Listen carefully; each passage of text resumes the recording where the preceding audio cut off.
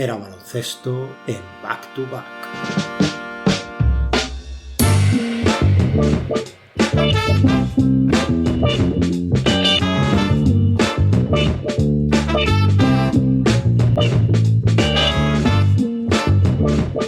Hola, ¿qué tal a todos? Estamos por aquí otra vez los de Era baloncesto en Back to Back en la casa de Alejandro. ¿Qué tal, Alejandro? ¿Cómo estás? Pues bien, bien, ya hemos conseguido reunirnos después de unas semanas de parón y bueno, bien, contento. Siempre digo que Sí. esto es uno de los mejores momentos del mes. Tenemos además a la estrella invitada, que es Manuel, que ha vuelto. Buenas a los dos, sí. Disculpad porque entre otras no he podido estar, pero bueno, veo que la audiencia os quiere como pareja y que soy como ese jugador tóxico que se lesiona y el equipo mejora. Sí, eso mismo, más o menos. Pues hoy vamos a hablar a mí por lo menos sí fue una cosa que me llegó bastante en su momento por la edad en la que me pilló, que es todo lo relacionado con los Fab Five. Ahora hablaremos de ellos, lo desarrollaremos. Esos 5 freshmen que reventaron la NCAA, aunque no llegaron a ganar ningún título en su primer año y luego en el segundo también, y lo que vamos a hablar de estos 5 jugadores de la Universidad de Michigan. Una universidad que siempre había tenido un gran prestigio en la liga universitaria, en la NCAA, históricamente, aunque no haya sido, especialmente exitosa a nivel de resultados. Sus logros hasta 1991, que es cuando comienza la historia que vamos a contar aquí, pues es que habían sido finalistas 2 veces, una en 1965 perdiendo ante la UCLA de John Wooden, y en 1976, cayendo ante los Hoosiers de Bobby Knight, que no perdieron un solo partido aquel curso, por otra parte, y una vez campeones, por primera y única vez en su historia, que había sido en 1989, dirigidos por Steve Fisher y liderados por Glenn Rice. La etapa de la que vamos a hablar aquí, esta que decimos de los Fab Five, pues empezó en el curso 91-92, trajo para Michigan 2 finales más, ningún título, como hemos dicho, pero ha quedado para la historia por diversos motivos y su influencia cultural en el baloncesto para mí es innegable. Tú, Alejandro, por ejemplo, así a bote pronto, tu primera impresión cuando te oyes hablar de los Fab Five, de Chris Webber, Juwan Howard y compañía, ¿cuál es? Pues la mala suerte que tuvieron. Yo, bueno, para empezar, no soy para nada experto, ¿no? Por supuesto, en la liga universitaria, a pesar de que como seguidor de Detroit, siempre los dos grandes equipos de Michigan, tanto los Spartans, ¿no?, como los Wolverine, siempre son un poquito más los que te suenan, ¿no? Porque, bueno, hay ciertas conexiones, evidentemente, al estar en el mismo estado. Y hay después, por supuesto, jugadores como Jalen Rose que tienen mucha relación con los Pistons. Pero yo cuando se comenta sin ser, me he enterado un poquito de muchas cosas, ¿no? Evidentemente, ya preparando este programa de hoy, que he ido recopilando un poquito de información y tal. Pero antes de este programa se relacionaba mucho, ¿no?, pues con, entre comillas, ¿no?, la maldición. Y de hecho ha habido algún artículo en España, ¿no?, hablando de la maldición de los Fab Five y tal. O sea, es lo que me viene a la cabeza, la mala suerte. ¿Y a ti, Manuel?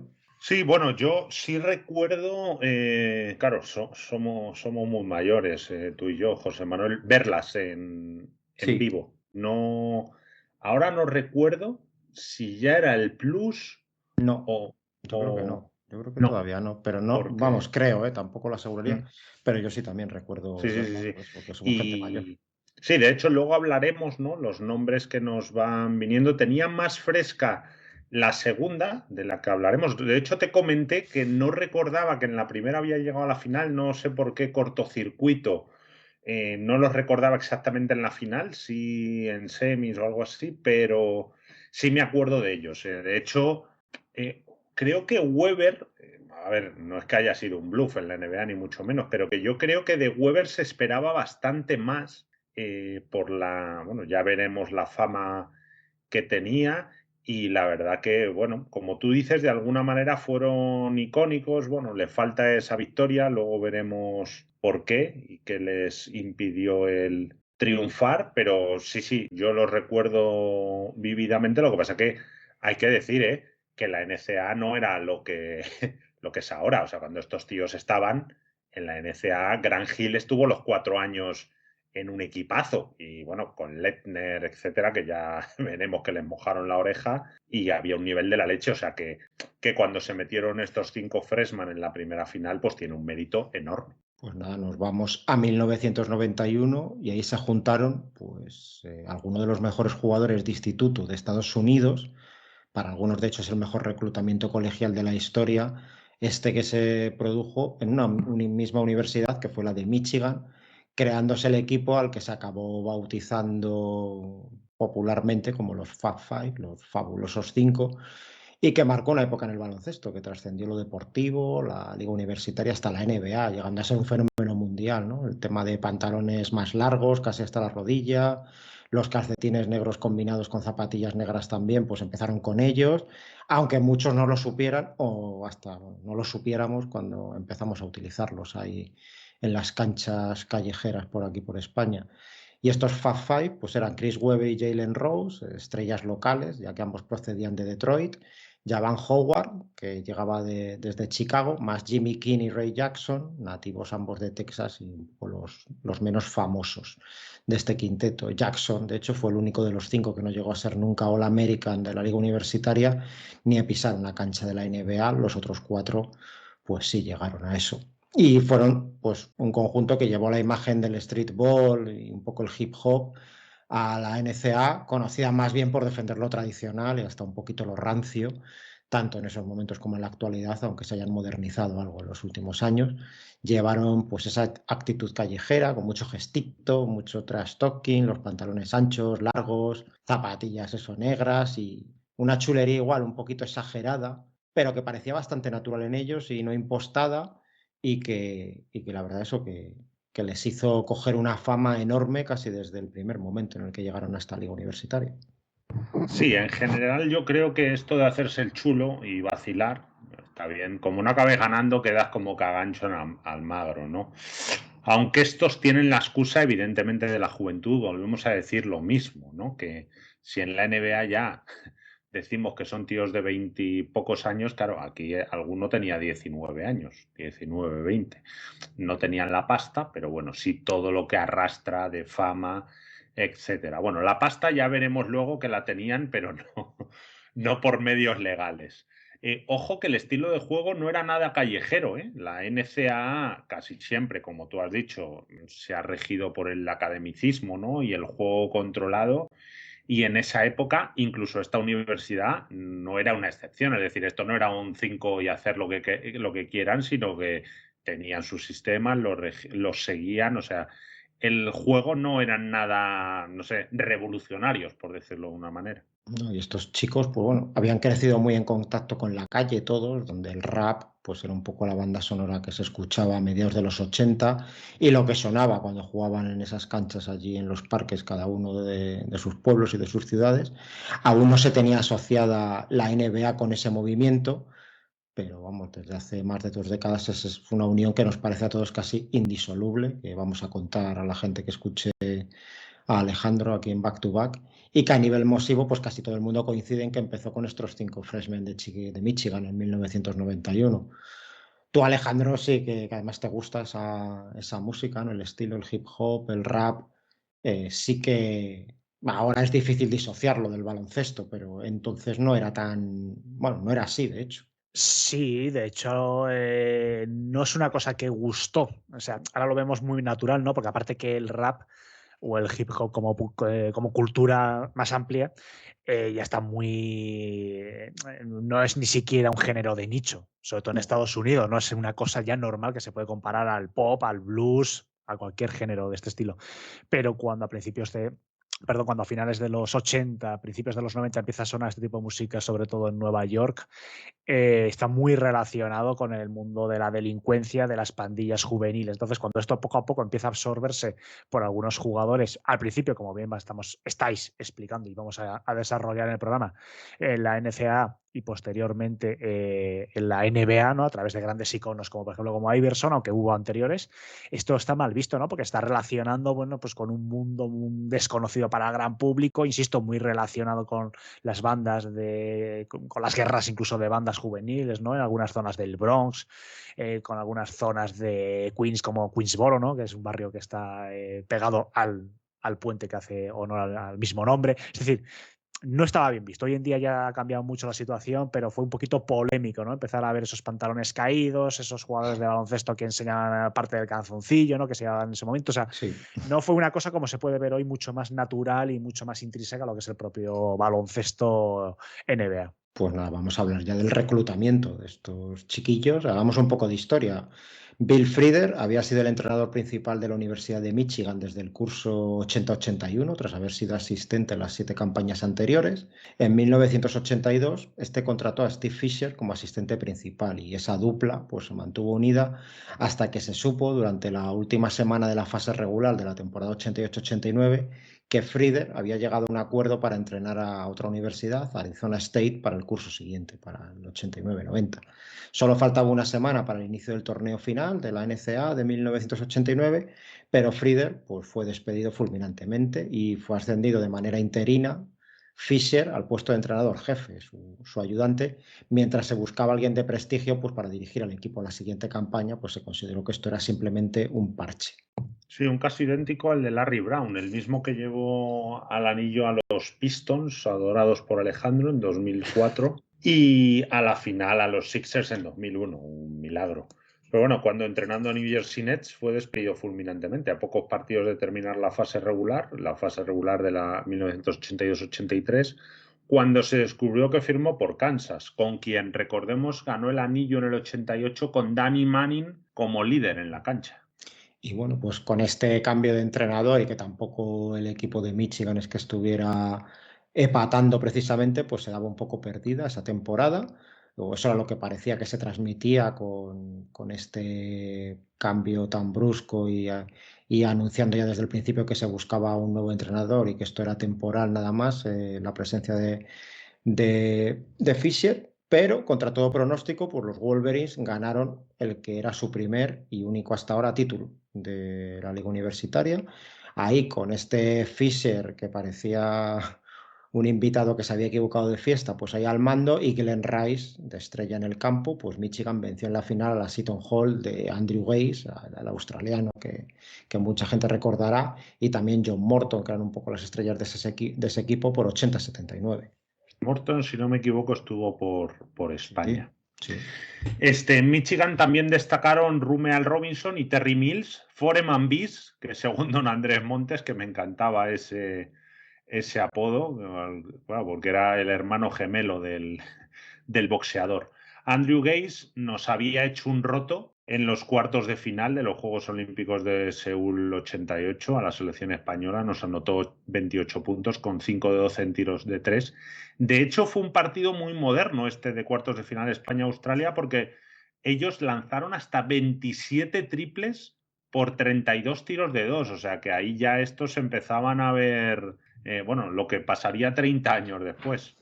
Bueno, pues tras ese éxito, como decimos, tan inesperado, claro, no quedaba otra que confirmar a Steve Fisher como entrenador jefe, pero al curso siguiente, ya sin Rice en el equipo, pues solo llegaron hasta la segunda ronda del torneo de la NCAA, donde perdieron 149-115 ante la loca Loyola Marymount de Paul Westhead con eso de correr y correr a lo loco que practicaba ese equipo.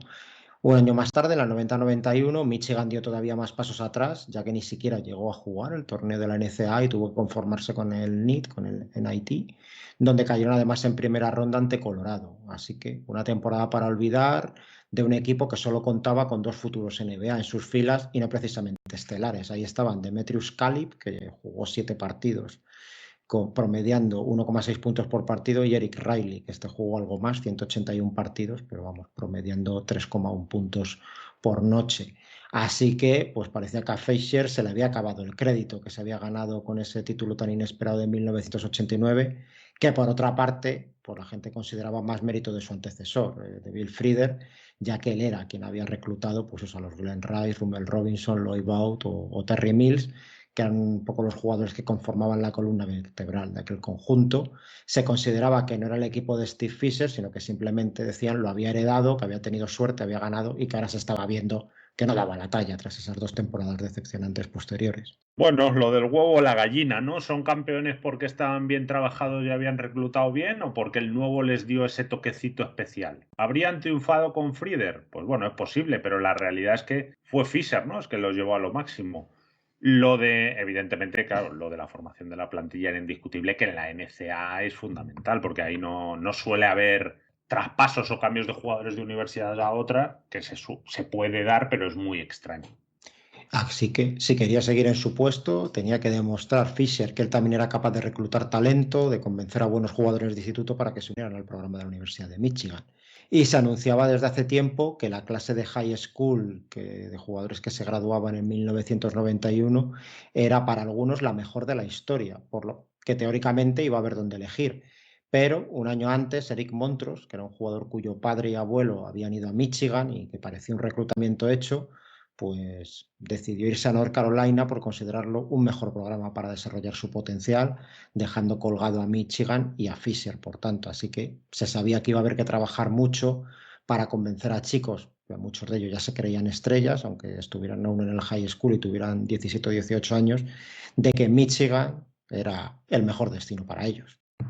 Ya veremos cómo se cruzaron con él y les hizo un roto importante. Este era el típico pívot blanco, grande, bueno técnicamente, que en la NCAA pues suelen tener una carrera destacada o por lo menos son muy importantes, pero que en la NBA pues se le ven las costuras por un tema de rapidez de juegos y espacios. Hablaremos luego algo más de él. Y esa lista de los mejores jugadores de instituto de 1991 pues estaba encabezada por nombres que, bueno, algunos de ellos nos sonarán a casi todos. El número 1 era Chris Webber, del Detroit County Day, seguido de Glenn Robinson, que llamaba Andrés Montes Pichichi Robinson, del Roosevelt High School en Gary, en Indiana, James Forrest, del Southside en Atlanta, en Georgia, Javan Howard, del Chicago Vocational, en Chicago, Illinois, Ben Davis de la Oak Hill Academy, pues eran los que formaban el top 5 casi unánime en todas las publicaciones especializadas en baloncesto de instituto de la época. Y el primer objetivo de Michigan fue Javan Howard, un ala pivot que se creía que también podía llegar incluso a jugar de 5, al menos a nivel universitario, porque medía 2,08, pesaba 104 kilos y estaba considerado el mejor jugador de instituto del estado de Illinois, y para algunos era potencialmente también hasta el mejor prospecto del país, pensando a medio y largo plazo. Y hemos encontrado por ahí que decía Bob Gibbons, que era uno de los gurús entonces del baloncesto de instituto, en su All Star Sports Newsletter: Howard tiene el tamaño y la corpulencia para jugar con éxito por dentro a nivel universitario. Es un excelente anotador interior-exterior y tiene un toque suave y preciso a la hora de lanzar, con un rango real que llega hasta incluso los 3 puntos. Es muy móvil y corre la cancha extremadamente bien. Según su entrenador, Richard Cook, Javan se enorgullece de su juego y siempre juega muy duro. Dicho esto, y siendo Howard un jugador de nivel muy por encima de Montross, yo sospecho que el encaje de Webber hubiera sido perfecto con el anterior, con Montross. Ahora contaremos que tanto Webber como Howard tuvieron que alternarse en las tareas de pívot en su equipo, que no era su posición natural, ¿no? Pero claro, en la NCAA sí se podían desenvolver, pero insisto, yo creo que Montross, siendo peor jugador, hubiera tenido un encaje mejor. Javan Howard, Alejandro, a mí es un jugador que me gustaba mucho, por lo menos. Luego en la NBA me pareció siempre un tipo cumplidor, igual nunca una superestrella, aunque se lo llevó crudo. Pero no sé a ti qué te parecía este jugador. Sí, bueno, tuvo una carrera súper extensa. O sea, es que hasta hace 10 años, creo, ¿no? En los Heat estuvo los últimos años, estuvo prácticamente en la NBA, una carrera, pues fíjate, tremenda. ¿Qué me pareció como jugador? Bueno, yo creo que tuvo unos años, sus primeros 5 o 6 años, el primero los Bullets y después ya esa reforma, ¿no? Creo que fue los Bullets, ¿verdad? No estoy diciendo, sí, los Bullets, efectivamente, Sí, no habían cambiado todavía de nombre, después ya los Wizards. no. Yo creo que prometía, yo creo que aspiró incluso, no sé si es demasiado, pero yo creo que aspiró en esos últimos años de los 90 a convertirse en uno de los pivots, no sé si de primera fila, pero bueno, sí importantes, por lo menos la conferencia este. Lo que pasa que, bueno, sí que es cierto que ya al cambio de siglo empezó una serie de traspasos a Dallas, después a Denver, tal, y yo creo que no esa irregularidad de no estar en un equipo, yo creo que le sentó mal el cambio y bueno, ya poquito a poco se va desinflando. Yo no le considero su primera mitad de su carrera, perdón, mala para nada. Quizás no llegó a lo mejor a ser un pivot, no sé, no me gustan mucho las comparaciones, un Tim Robinson, ¿no? Por hablar de alguien contemporáneo a cuando llegó a la NBA o la Jubon, evidentemente, no se quedó ni de lejos. Pero dentro de esa segunda línea de pivots, yo creo que sí que se puede, de pivot, bueno, de 4, mejor dicho, sí que se puede comparar, no sé. Para mí, no sé, mucha gente es muy crítica con él, pero yo creo que se queda sobre todo con los últimos años de su carrera, cuando ya era un jugador ya mayor de 35, 36, 37 años y era un recambio, era un octavo, noveno jugador de la plantilla. Pero yo creo que sus años en Washington, insisto, detrás de Olajuwon, Tim Robinson, Ewing, yo creo que sí que se le podía haber puesto con facilidad en ese nivel desde mi punto de vista. Sí, clase media acomodada de la liga. Sí, este era un 4 muy bueno en la liga. David Robinson decías, ¿no? O Sí, Tim Duncan. No, perdona, al revés. he mezclado, he cambiado el nombre. Vale. No pasa nada. No, a ver, este era un tío que hacía muy bueno. Y yo coincido lo que ha dicho José Manuel. Este era un tío muy, muy serio, duro, cogió su manita. Yo creo que fue el típico que, bueno, y estuvo sus buenos años, como tú dices, en la liga y produciendo. Y bueno, tuvo una transformación y en los últimos años, oye, se hizo un jugador de estos de banquillo, ¿no? Típico veterano. Pero vamos, cuando a finales de los 90 y principios del siglo XXI, bueno, pues podía competir casi con cualquiera. Evidentemente, lo que tú dices, solo jugó un All-Star, pero vamos, que pudo ser, o sea, clase media, media alta, o sea, clase media alta tirando hacia la alta. Y si me permites una anotación más, además yo creo que es un jugador, o fue un jugador que llegó a la NBA en un momento donde las posiciones estaban muy marcadas, ¿no? Bueno, tú eres 3, tú eres 4, tú eres 5, tú eres base, tal, escolta, incluso fíjate que hoy en día, ¿no? El 1 y el 2 está tremendamente difuminado. Y él llegó como 4, como power forward, pero después, a lo largo de su carrera, en un momento que no se estaba acostumbrado, era un jugador muy versátil. Pues bueno, yo lo estaba comparando con pivots, ¿no? Aunque su posición natural era el 4, pero también se le vio en algunos tramos de temporada jugando incluso de 3, jugando de 5, perdona. Es decir, un 2.6, creo que tenía 2.5, 2.6 de altura, pero muy versátil, ¿no? Insisto, en un momento que hoy en día la versatilidad la damos por hecho, pero en esa época era bastante fijo en las posiciones. Entonces, para mí incluso en eso, no es que fuese pionero, pero bueno, que ya empezó a despuntar algo que todavía no era habitual en esos años. Claro, un tío moderno en el juego, lo que tú dices. Y bueno, pues no fue fácil convencer a Howard para que jugara en Michigan. El proceso duró todo un año, pero como hemos dicho, era el objetivo primordial de esta universidad para iniciar esta nueva etapa, porque Weber y Rose eran del estado de Michigan y se consideraba que siempre se podía ir a por ellos y que se conseguiría traerlos con mayor facilidad que a Howard. Hicieron todo lo imaginable, permitido y no tan permitido, para convencer a Howard de que lo mejor para él era jugar con los Wolverines en la NCAA. Criado por su abuela, ya que sus padres lo tuvieron siendo adolescentes, pues esta falleció precisamente el mismo día que Javan anunció su compromiso con esta universidad. Y él mismo ha reconocido que, de no ser por los entrenadores de Michigan, que no lo habría superado, ya que estuvieron a su lado todo el verano previo a su ingreso en el centro, pues ayudándolo a superar la pérdida de su abuela, pues eso, que era quien lo había criado y para él era su madre realmente, que estamos hablando eso de un crío de 17 años que pierde la que había sido pues casi la única referencia estable de su vida y que en la universidad pues le arroparon y le ayudaron en ese proceso también de maduración y de ese paso nuevo en la vida. No, haces bien en destacar esto, que lo he dicho yo antes, porque claro, muchas veces se olvida de lo que estamos hablando. Con 17 años, pues estás bastante perdido. Hay gente que tiene una madurez sobresaliente, que puede ser la de Yuan, pero bueno, ahí bien la universidad.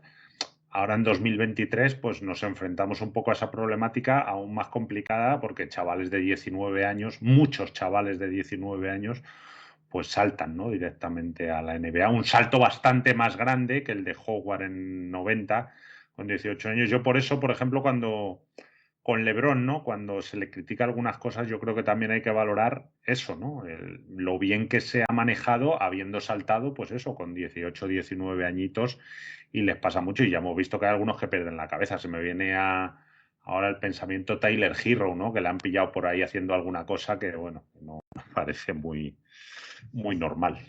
Bueno, un hombre que se atreve a ir a los partidos en pijama, para mí siempre tiene todo mi apoyo. Muy, muy de Tyler Hero.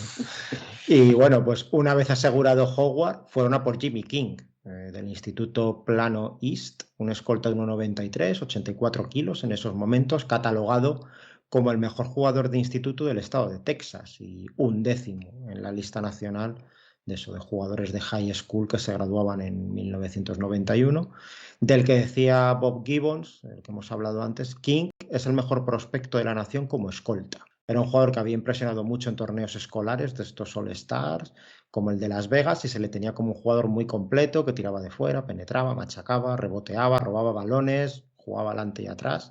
King no tenía claro el asunto con Michigan, porque prefería la Universidad de Kansas, pero ahí ya Van Howard pues, jugó un papel importante a la hora de convencerlo. Él pues, quiso devolver, ahora lo iremos contando de alguna manera, todo ese apoyo que tuvo de la universidad, pues ayudándolos en el proceso de reclutamiento, y lo consiguió. Y el propio King dijo que fue gracias a todo lo que le contó Howard que decidió irse finalmente a Michigan.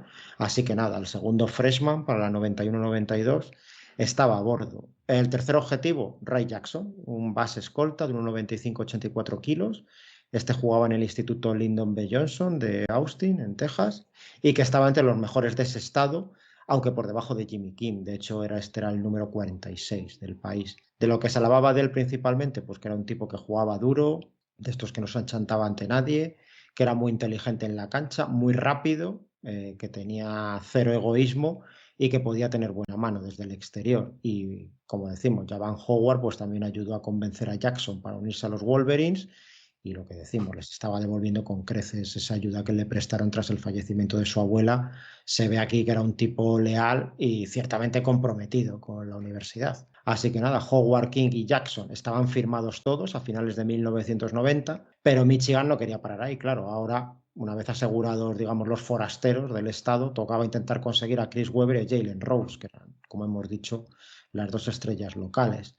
Rose era en esos momentos, se le consideraba un 2-3, un escoltalero, aunque medía 2,01, pesaba 86 kilos, jugaba en el Southwestern High School, un instituto público de Detroit, y en el scouting de Bob Gibbons se decía: clasificamos a este zurdo como uno de los mejores swingmen y tiradores de tres del país. Rose es muy hábil saliendo rápido y es capaz de lanzar triples tras bote.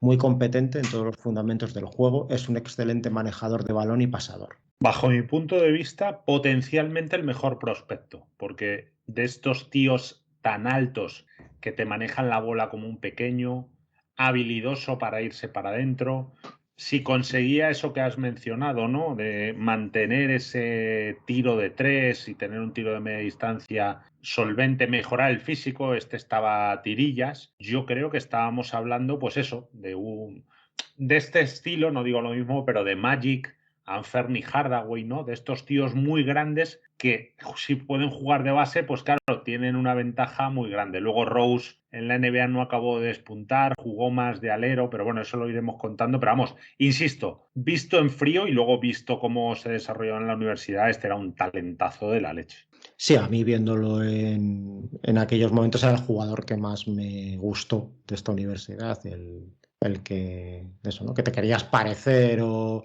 el que más me llamó la atención desde luego fue este. No sé tú, Alejandro, qué impresión tienes, así, primera impresión de Jalen Rose. Pues le conozco bastante, me parece que como si fuese amigo mío. Vamos, le he visto mucho, no insisto, por la relación que sigue teniendo mucho con el tema de Detroit y tal. Después su carrera profesional sí que la tengo bastante en la cabeza. Tuvo varios años muy buenos, sobre todo pues, bueno, en Indiana, Chicago, ¿no? De esos años centrales de carrera. Bueno, no va a pasar a la historia, ¿no? Pero porque fue un poquito irregular sus primeros años, drafteado en Denver, después pasa a Indiana, al principio no se cuenta mucho con él, jugador de banquillo, pero bueno, poquito a poco tiene un año en el 98-99, creo que en el año del lockout, bueno, parece que ahí empieza a poquito a hacerse hueco. es un jugador que a mí en general sí que me ha gustado, pero tampoco no es el que se te queda en la retina. Más allá, por ejemplo, yo, la gente que conozco, ¿no? En back-to-back que son de los Bulls, sí que es cierto, ¿no? Que eso sí que hablan bastantes maravillas, porque bueno, esos años de transición a principios de siglo, esos años tan complicados post-Jordan, digamos que Jalen Rose, bueno, fue un poquito de las pocas motivaciones que tenían todavía en ese momento de ver al equipo. Bueno, podría decir un poquito lo mismo, ¿no? Que con Howard. Yo creo que es un jugador que sin llegar a ser nunca estrella, pero yo creo que bueno, sí que estaría ahí en la segunda categoría, por así decirlo, dentro de la NBA. Entonces, bueno, en general bastante bien. O sea, es un jugador que sí que me gustó mucho, me cae simpático y también bastante versátil, ¿no? Porque, bueno, le hemos visto actuar de todo, o sea, escolta prácticamente casi toda su carrera, pero bueno, ya en Bulls empezó a hacer sus pinitos como point guard, bueno, y al final acabó su carrera incluso haciendo T3 en Toronto, los Suns, que fue ya su último equipo, que jugó un poquito, pero bueno, o sea, también muy versátil. Sí, un tipo que tuvo una infancia dura de verdad, pobreza absoluta en Detroit, sin ningún contacto con su padre, que más tarde se supo que era nada menos que Jimmy Walker, un base que fue número 1 del draft de la NBA en 1967 y que falleció en 2007 sin haber conocido a su hijo. Y este Rose pues también había sido criado principalmente por su abuela, ya que en su familia eran 4 hermanos, pero cada uno de un padre diferente. Así que telita las historias que vemos a veces por aquí. Y era un jugador que dijo que llevaba el número 42 en el instituto porque sabía que Jimmy Walker llevaba el 24 y decía que quería parecerse a él, pero siendo distinto. Y por eso que se había puesto el 42 una vez que se enteró de que era su padre, aunque este ni se preocupara por él, lo que decimos, ni siquiera llegó a conocerle cuando en 2007 Rose tenía ya 35 años, o sea que tiempo había habido, pero no llegó a suceder. Este Rose pues destacó desde muy joven en el baloncesto y en un campus de la AU, pues ya había coincidido con Chris Webber cuando ambos tenían 14 años y de hecho congeniaron bastante bien y se mantuvieron en contacto de ahí en adelante, aunque jugaran en ligas distintas dentro del estado de Michigan a nivel de instituto. Webber era una estrella absoluta dentro del baloncesto de high school, era el Mr. Basketball de Michigan, el mejor jugador de instituto del estado, un chico muy conocido y seguido a nivel local y casi nacional desde niño, con bastantes imágenes suyas, jugando desde que era un crío. Había estado además metido en uno de los institutos privados más prestigiosos de Michigan, el Detroit County Day School, y del que se hablaba como el mejor prospecto que había salido en la zona, pues nada menos que desde Magic Johnson. De hecho, todas las universidades de primer nivel lo querían, claro, pero Webber al principio sentía debilidad por Duke, era donde quería ir, y ahí Javon Howard, como no, pues ayudó mucho a que se decidiera finalmente por Michigan, por quedarse en casa. Lo llamó, fue a verlo en cuanto podía y vamos, que Howard ya hemos visto, se tomó muy en serio lo de involucrarse en el proceso de convencer al máximo número de jugadores de su edad para que se unieran a él en los Wolverines.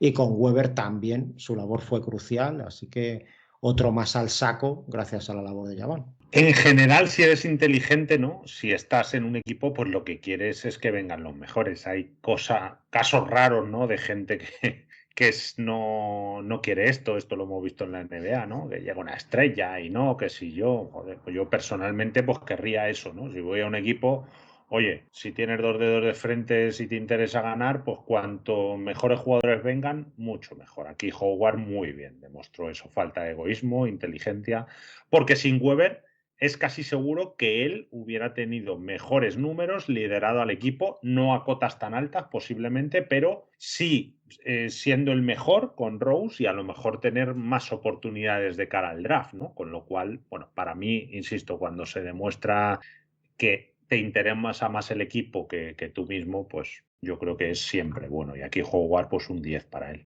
Y decía Rose que había una gran diferencia en Detroit entre jugar en un instituto privado, como el de Webber, que tenía mejores instalaciones, autobús para los viajes, vestuarios con ducha, o jugar en uno público, como el suyo, donde no había nada de eso, y los partidos eran muchos más duros, con chicos criados en la calle luchando por sobresalir y por defender lo suyo, con la esperanza de que alguien les diera una beca para seguir jugando al baloncesto en la universidad. Y oye, ¿por qué no soñar, ¿no? Con ganarse la vida con el baloncesto y salir un poco del gueto?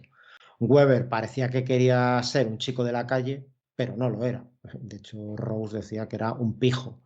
Bueno, de lo que no había duda era de que era un talento baloncestístico como pocos, igual que Jalen, Y Chris Webber llevó a su instituto al título estatal de clase B de Michigan y Rose al suyo al de clase A. Y además por segundo año consecutivo, siendo para muchos analistas el de Rose, el mejor equipo de high school no solo del estado de Michigan, sino de todo Estados Unidos. Así que ellos eran las estrellas absolutas de esos institutos y pocos dudaban de que su futuro estaba en la NBA y probablemente destacando. Tú, Alejandro, de Chris Webber, ¿qué opinas? A mí, otro jugador que me gustó mucho durante un tiempo por afinidad con los Kings, que fue un poco el equipo que más me gustó ahí a finales de los 90, principios de los 2000, pero que siempre tuve la sensación de que se quedó un poquito por debajo de lo que podía dar. Hombre, yo creo que para mí Chris Webber es el mejor jugador de este equipo, además el que más, en cuanto a estadística, seguramente el que más, y me atrevería a decir incluso a nombre, ¿no? Sí. Sacramento, Webber, sin duda tuvo ahí unos años, yo creo que se le podría considerar estrella, sin duda, además rookie del año, que bueno, ahí en Warriors tras ese traspaso, ¿no? Que bueno, seleccionado por un equipo, lo traspasaron a los Warriors, seleccionado, corregirme si me equivoco, por Orlando, ¿puede ser? Sí. Sí, vale, que ahí estaba tirando un pelín de memoria. Por Orlando le traspasan a Warriors. Bueno, para mí es el mejor jugador de este equipo. Lo que pasa es que a nivel colectivo, pues no tuvo, bueno, como en general, ¿no? Que vamos a ir desarrollando un poquito en general estos jugadores. Pero bueno, a nivel colectivo no logró poner la guinda al pastel, un paso ya al final casi de su carrera por Detroit también, pues bueno. Y después me hace mucha gracia porque después lo sacaremos cuando se enfrenten a Duke y tal, como Chris Webber, yo creo que su primera intención de ir a Duke era porque, bueno, él era, entre comillas, era un pijo y él quería ir a una de las universidades más pijas de todo Estados Unidos, ¿no? Y como eso también es decir, es que en este equipo, aparte de lo que hablemos deportivamente, en este equipo de Michigan, de los Wolverines, hay también una, no sé cómo decirlo, una lucha, no sé si llamarlo de clases, no, porque posiblemente el origen, o sí, no sé, yo creo que hay una pequeña lucha de clases, ¿no? Entre gente que viene de institutos en que lo están pasando muy mal, ¿no? El sistema público, estamos hablando del sistema público, del peor Detroit, posiblemente, ¿no? De los últimos 30 años, que precisamente es en estos años. O sea, hoy en día, por mucho que se haya hablado los últimos años de Detroit y tal, hoy en día Detroit está recuperando poquito a poco. El Detroit de los 90, el sistema público de sus institutos, de middle school y basic school, o sea, era desastroso. Entonces, Webber quería ir a un colegio privado de ricos, como era Duke, bueno, le convencen, pero aún así eso también les llevó a pequeños enfrentamientos entre ellos, ¿no? Como por ejemplo con Jalen Rose, que venía de todo lo contrario, ¿no? De ese sistema tan horrible, bajo, sin presupuesto, que era el sistema público en esos años. Sí, del que no se ha olvidado, que ahora que yo creo que gana incluso más dinero como comentarista, ahora casi que como jugador, y el tío está, lo que tú decías, súper involucrado con temas de crecimiento de todo el área de Detroit y de Michigan, para ayudar a la gente un poco desfavorecida. Así que nada, los Wolverines de Michigan pues habían logrado algo que muy pocas universidades han conseguido en la historia, como era tener a 5 freshmen top de la nación, llegando todos el mismo año, misma edad, y capaces de contribuir todos desde el primer momento si se les daba la oportunidad, porque además eran compatibles a la vez en el campo por las posiciones que podían llegar a ocupar, algo que no era nada común en esos años en la NCAA. Así que pues empezaba el curso 91-92, el primero en el que se iban a juntar estos, y los Wolverines pues habían reclutado por tanto a 5 de los mejores jugadores de high school del país en el ranking un poco unánime de 1991. Recordemos, el número 1 era Chris Webber, el número 4 Javon Howard, el número 9 Jalen Rose, número 11 Jimmy King, número 46 Ray Jackson. Tener un número alto en este tipo de ranking hecho de manera subjetiva, bueno, por expertos entre comillas, y más en esa época, que recordemos, ahí no había pues ni internet, ni 1000 vídeos de chicos de instituto desde los 13 años rulando por la red, pues bueno, no garantizaba que estos jugadores fueran a rendir en la universidad acorde a sus puestos, pero sobre el papel era difícil hacerlo mejor a la hora de reclutar, y ninguna universidad concentró tanto talento de primer año, bueno, ni de lejos, como Michigan de cara a este curso 91-92. Sí, de primer año no, pero ojo con Duke, que es que tenían a Lettner, a Grant Hill, Bobby Harley, alguno más, o sea que ya decimos que es que los equipos estaban llenitos de talento. Claro, aquí el mérito era eso, lo de juntar 5 potenciales jugadores para 4 años a la vez, ¿no? Que los ibas a mantener juntos, porque estos que tú dices, Lettner, Hill y Bobby Harley, cada uno era de una camada distinta, y aquí, pues bueno, estos jugadores eran tan buenos que a pesar de las reticencias que había con los novatos, pues 3 de los 5 nuevos empezaron de titulares directamente en el primer partido de temporada, algo para nada habitual era por aquel entonces en la NCAA. Jalen Rose, Javan Howard y Chris Webber formaron en el primer quinteto inicial del curso, acompañados de 2 juniors como Michael Talley, un base escolta, y James Boswell, un 3 bregador, que eran los que completaban el 5 inicial. Y la cosa no empezó mal, un 4-0 de salida en los 4 primeros partidos y además con una media de más de 27 puntos de diferencia en estas victorias.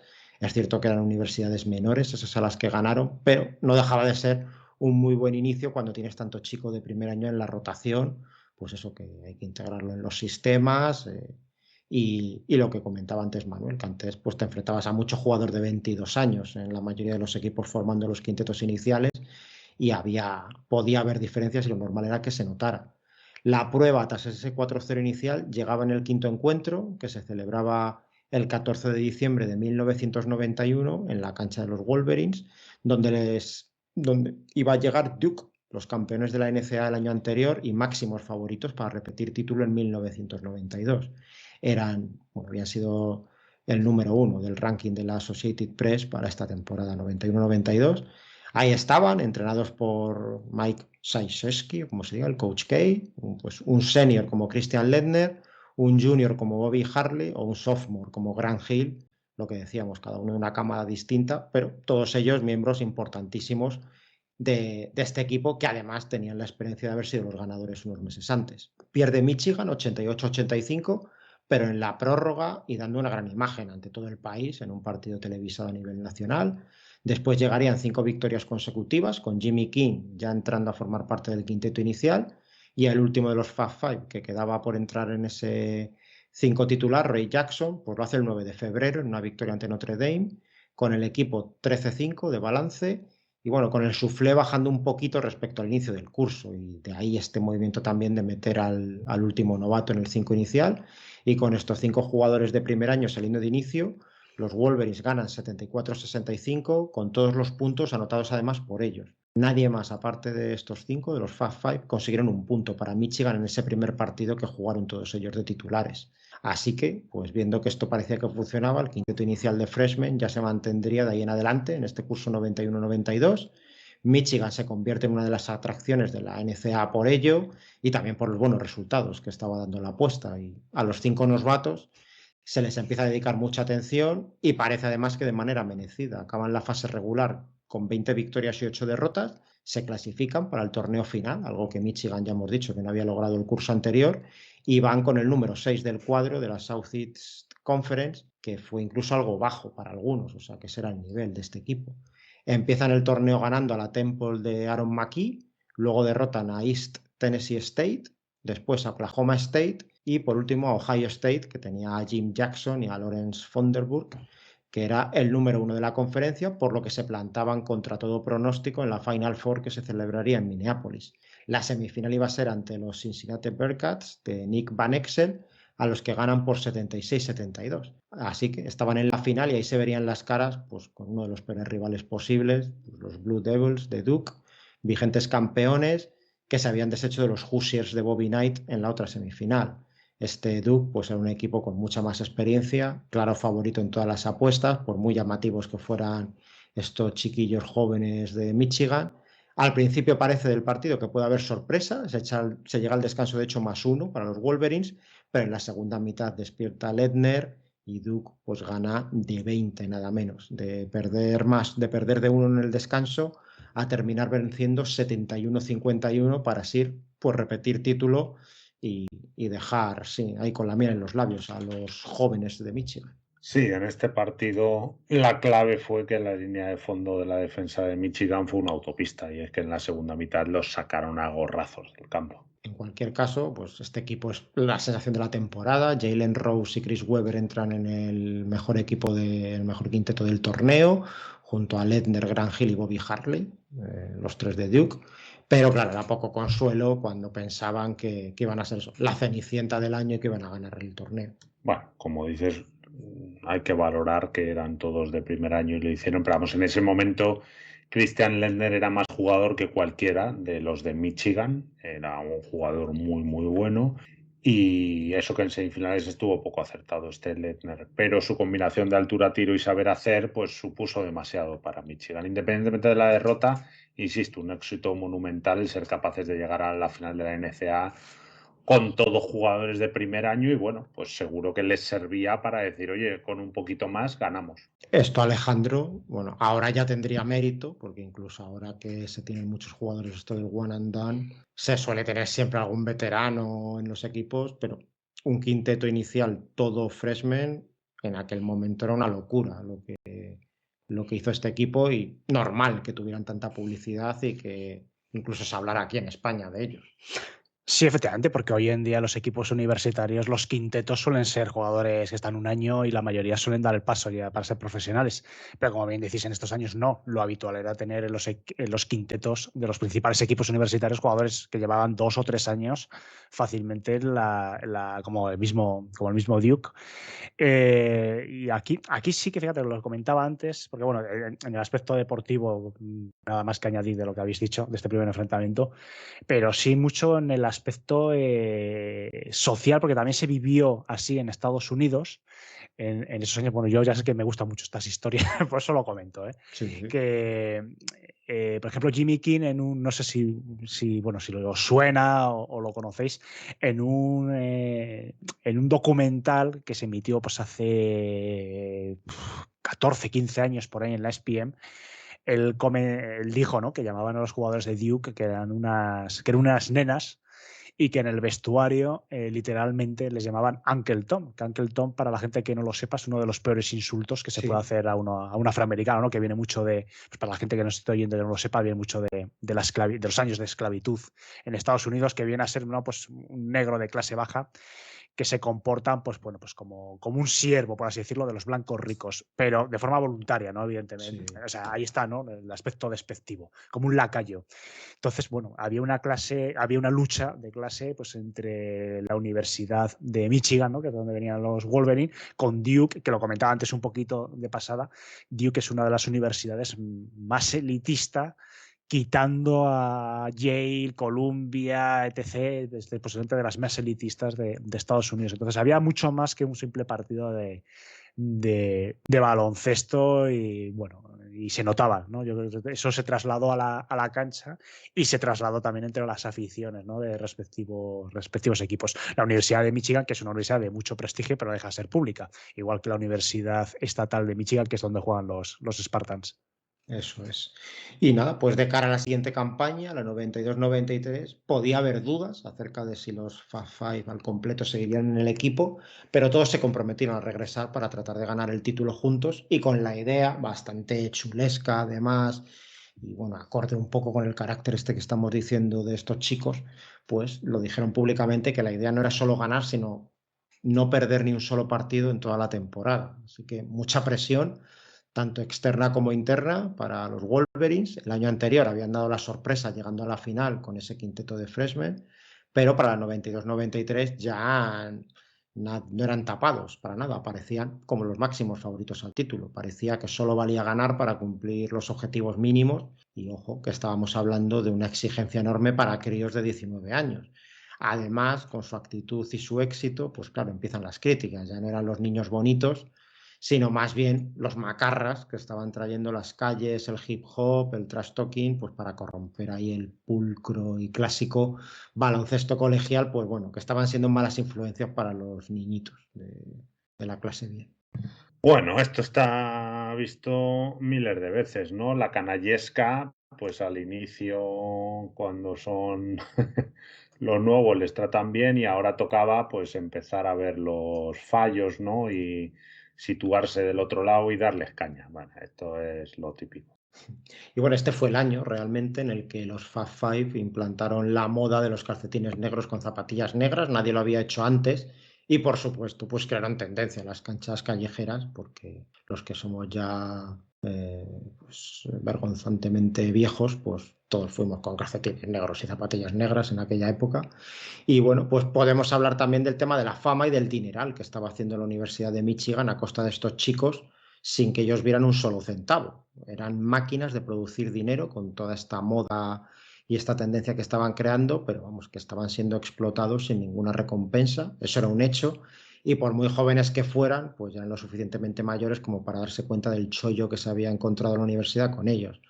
Nike, que era la marca que vestía a los Wolverines, saca exclusiva de los Fab Five con zapatillas negras, calcetines negros, ropa ancha. Utilizaban sus nombres en las camisetas, su fama, sus fotos, sus caras, para hacer negocio, pero un negocio que a los jugadores no les repercutía nada. Su protesta, un poco silenciosa, fue ponerse camisetas de calentamiento azul oscuro en las presentaciones de los partidos, sin el logo de Michigan o de Nike visibles, ¿no? Que no se las quitaban hasta que empezaba el partido, como para tapar la publicidad. Y bueno, es que las ganancias por merchandising de la universidad habían sido de aproximadamente $1,500,000 tras el título de 1989, que se había sido el pico, la vez que más dinero habían sacado en temas de merchandising. Pero al finalizar la 91-92, la primera con estos chicos a bordo, pues la cifra se había disparado hasta los 10,5 millones, había crecido 10 veces. Así que eso, mucho deporte amateur, pero ese dineral se generaba casi al 100% desde un punto, que eran los jugadores, al que luego no retornaba nada. Yo no sé aquí vosotros qué opináis de todo esto, que ha ido cambiando, por suerte, un poquito, y ahora ya sí que se puede hacer algo de dinero por parte de los jugadores, pero en aquel entonces, como hubieran ganado un centavo, podrían haber sido hasta expulsados de la liga. Sí, bueno, voy a comentar que, bueno, que además esto después les afecta, ¿no? No vamos a adelantar Sí. parte porque les tocó de lleno. Pues qué decir, la verdad que, fíjate, es que este caso además es muy sangrante, ¿no? Porque vemos como lo que es el equipo o la universidad, ¿no? Al final de todo ello, gana mucho dinero gracias a este equipo, pero como teórica y oficialmente los jugadores no reciben un céntimo, ¿no? Al fin y al cabo son ellos los protagonistas, pero bueno, en ese momento estaba regulado, no sé si por ley o por el rango de normativa que fuese, estaba regulado que no podían recibir €1, que era un deporte amateur, pero claro, es un poco contradictorio, no es un deporte amateur, pero por otro lado estás generando millones ya de dólares. ¿A dónde van esos millones de dólares? Entonces, claro, es una gran contradicción en sí mismo, ¿no? Porque, bueno, si es un deporte amateur, no tiene que haber ingresos por merchandising. Bueno, yo no sé si por entradas, a lo mejor, pues bueno, para mantener el pabellón, yo qué sé, ¿no? Pero bueno, para eso también están los presupuestos de las universidades, ¿no? Que es lo que se tienen que hacer cargo de esas instalaciones.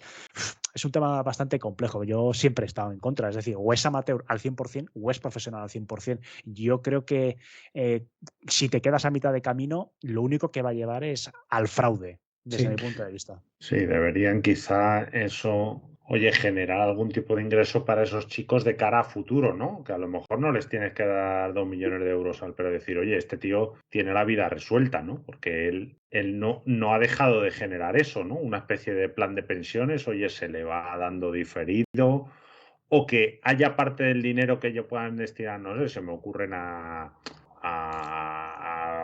empresas o a fundaciones, ¿no? O sea, de alguna manera compensar, porque es eso, es los que generan el dinero, pues lo ven de lejos, y esto lo que lleva, pues evidentemente, es a una corrupción galopante. Y bueno, volviendo al baloncesto, pues empieza en el curso 92-93 ganando a Rice, pero después llegó Duke y en la revancha de la final de 9 meses antes, pues vuelven a perder, con críticas al juego y también a la actitud de los Fab Five, por supuesto, ¿no? Pues la gente ya los tenía enfilados, pero a partir de ahí llegan 11 victorias consecutivas, alguna de gran valor, como la lograda ante Kansas, hasta que pierden su segundo partido del curso ante Indiana, ante los Hoosiers. En febrero de 1993, pues llegan los primeros problemas extradeportivos relacionados con los Fab Five, ya que sale la noticia, a nivel nacional además, de que Jalen Rose se encontraba en una casa en Detroit de un amigo de la infancia, a la que llegó la policía para hacer una redada por asuntos de drogas, y de ahí se empezó a hacer una bola de nieve que llevó a algunos a pensar que Rose era prácticamente un camello y que estaba allí porque era un sitio donde se vendía droga y que él estaba relacionado, lo que por supuesto pues, le afectó tanto a él como al equipo, aunque supieron recomponerse para no dejar de ganar en medio de la tormenta que se generó alrededor de Jalen. Acaban la fase regular con 7 partidos seguidos ganados y completando un balance global de 26-4. Lo que va de la realidad a lo que se cuenta es un mundo, ¿no? Esto es un clásico. Sí, Jalen Rose ha dicho que estaba allí, lo ha hecho varias entrevistas por ahí, que estaba jugando a la PlayStation con su amigo y que no sabía nada. Sí, a lo mejor había paquetes por allí con algo blanco dentro, pero oye, que a lo mejor se dedicaba a hacer masa madre y peramina. No, pero que lo mismo, José Manuel, vete tú a saber qué encontraron realmente, ¿no? ¿Qué había? Bueno, no sabemos. Hombre, Rose luego tuvo una carrera donde nunca se Para llegó nada. a... Sí, sí, sí. Por eso te digo que, bueno, insisto, la realidad y la leyenda. Y bueno, esta vez se valora más a la Universidad de Michigan a la hora de establecer los cabezas de serie para el torneo final, que ya sabemos que se hace de manera un poco arbitraria, y son nombrados número 1 de la región oeste. Empiezan el torneo apalizando a Coastal Carolina, luego siguen venciendo, pero por solo 2 puntos a UCLA, con un palmeo en el último segundo de Jimmy King, perdón, tras haber llegado a ir perdiendo de 19, incluso en ese partido. Se deshace de George Washington en el Sweet 16 y de Temple en el Elite 8. Y de nuevo estaban en la Final Four, esta vez junto a Kentucky, que sería su rival en semifinales, Kansas y North Carolina. Así que ya vemos que había mucho pedigrí ahí entre las 4 universidades finalistas. Lo que tiene la vida, ¿no? Sin esa remontada ante UCLA, pues lo mismo no estamos ni hablando de ellos, ¿no? Porque, claro, no vas a hablar de un equipo que se ha quedado a las primeras de cambio, ¿no? O lo estaríamos haciendo de otra manera. Weber en ese encuentro, ojo, 27 puntos, 14 rebotes, anotando el 75% de los tiros. Y en esa Final Four, pues lo dicho, se enfrentan primero los Wildcats de Kentucky, que llaman Marshburn y Tony Delk, y los vencen 81-78, con Weber pues prácticamente en esos números que decías antes, Manuel, que había hecho ante UCLA, porque se va a 27 puntos y 13 rebotes, así que se plantaban por segundo año consecutivo en la final, esta vez ante los Tar Heels de North Carolina, liderados por Eric Montross y George Lynch. Sí, Mansburg, que en eso, bueno, era un jugador descomunal, una clase y una técnica sobresalientes. Bueno, fuerzan la prórroga. Están, bueno, Michigan falla un último tiro, pero vamos, un partidazo. Esto que lo busquen por YouTube, que merece la pena. Y en esta ocasión, para la final, los favoritos eran los Wolverines, aunque las apuestas estaban bastante igualadas. North Carolina era un equipo rocoso, serio, veterano, el típico de Dean Smith, pero que no tenía la calidad individual, desde luego, de los jugadores de Michigan. Y en este partido, pues los Tar Heels dominan al principio del choque, llegando al descanso 6 arriba, 42-33. En la segunda parte, Michigan sube la intensidad, llegan igualados al final, de hecho, faltando 46 segundos. Steve Fisher pide el que era su último tiempo muerto, saca a North Carolina de fondo, pierde la bola, restaban 45 segundos, la posesión era para Michigan. Rose lanza un triple, en la siguiente acción falla, pero rebotea en ataque Weber y anota. Estábamos +1 solo para North Carolina. Balón de nuevo para ellos en ataque, para los Tar Heels. Tratan de agotar la posesión, pero a falta de 20 segundos hay falta sobre Pat Sullivan, un junior. Esta anota el primer tiro libre, así que +2 para North Carolina. Falla el segundo y el rebote es para Weber. Trata de pasar a Rose, no puede, comete unos pasos, de hecho, que no le pitan. Sale él botando hasta llegar a la esquina derecha, ya en el campo de North Carolina, donde le hacen un 2 contra 1, se ve atrapado, agota el bote, se gira y pide un tiempo muerto, que como sabemos, como hemos dicho antes, pues su equipo no tenía. Incomprensible, esta es una jugada histórica, de estas que sale en cualquier resumen de las Final Fours de la NCAA, y lo pide, pero según el entrenador Fisher se había hablado en el último tiempo muerto de ello, de que ya no había tiempos muertos, que fueran conscientes todos de ellos, pero por lo que sea la presión puede con Weber, comete ese error tremendo que los árbitros sancionan con una técnica. Eso supone 2 tiros libres anotados y posesión además para North Carolina con 11 segundos para el final. Luego llegarían otros 2 tiros libres más para dejar el marcador final 77-71, favorable a los chicos de Dean Smith, que se llevaba así el segundo título de su carrera tras el de 1982 con los Jordan, Worthy, Perkins y compañía. Weber se vio desbordado, la carita que se le queda da hasta lástima, se ve que está hundido en lo más profundo ya, bueno, al segundo de hacer esa acción, la verdad que, bueno, sabe que ha metido la pata hasta el fondo. Estas jugadas, Alejandro, es difícil, ¿eh? Cómo Sí. tomárselo y que no te afecte, yo creo, ya para toda tu carrera, incluso. Sí. Además la he visto un par de veces porque, como bien decís, es bastante conocida. Pues no sé, yo creo que falta, no sé si nervios, porque la verdad que es una cagada importante, ¿no? No tener en la cabeza, evidentemente, los tiempos muertos que llevas, no sé, también la juventud, ¿no? Sí. la inexperiencia, los nervios, no lo sé. También hay que verse en el papel. Es cierto que son jugadores que ya están, que no, aunque sean amateur, como decíamos antes, pero es cierto que es una competición ya muy importante. Pero también es cierto que son chavales que tienen muchas cosas en la cabeza, la presión del partido etc. Y bueno, a lo mejor los nervios no, bueno, pues son errores, evidentemente. Pero bueno, yo creo que cuando llegó a la NBA poquito a poco se fue. La memoria a veces es muy corta para determinadas cosas. Sí. Y yo creo que más allá de las repeticiones que se puedan ver de vez en cuando y bueno, programas como el que estamos haciendo y tal, yo creo que en general tampoco le marcó su carrera en NBA, más allá de, pues bueno, de, entre comillas, de la anécdota. Por suerte no había redes sociales en aquella Sí, época, que igual efectivamente. hubiera sido bastante más viral y más hubiera ejercido más presión sobre él a futuro. Pero bueno, una manera muy triste de acabar la temporada para los Wolverines y para Weber, claro, que aún así se marca un 23-11 en este partido, pero lo emborrona todo, claro, con ese error final. Aunque decir que eso le costó a su equipo el partido, pues yo creo que es no saber mucho de qué va esto. Aunque sí que se quisiera dar esa imagen en gran parte de la prensa al día siguiente. Parece que Weber escuchó a alguien desde el banquillo decir pide tiempo muerto, pide tiempo muerto. Hay alguna imagen que se ve a Michael Talley, un jugador secundario de Michigan, que es el que le dice eso, y que una vez que se había atrapado Weber en ese 2 contra 1 en la esquina, pues si de repente oye por ahí decir pide tiempo muerto, pues bueno, pues lo hizo. Fuera eso o un error de concentración suyo, pues ahora quedaba por ver si esa iba a ser su última acción vistiendo la camiseta de Michigan o si volvería un tercer año a tratar de llevarse por fin el título de la NCAA. Después de pasado el mal trago, Weber vio cómo la percepción del público cambia hacia él y lo hizo a mejor. Es extraño, dijo una semana después de la derrota. Toda esa gente parece que me quiere más porque la cagué. La percepción que se tenía de él y de los Fab Five, que ya hemos dicho que se les había empezado a ver como chulos, arrogantes, como tipos un poco odiables, pues cambió algo al verle llorar ahí a moco tendido en la televisión nacional al salir del vestuario y ver eso que no dejaba de ser un crío de 19 años que había metido la pata y eso pues hizo que la imagen de él en concreto pues mejorara y que para eso sí que le sirviera esta acción.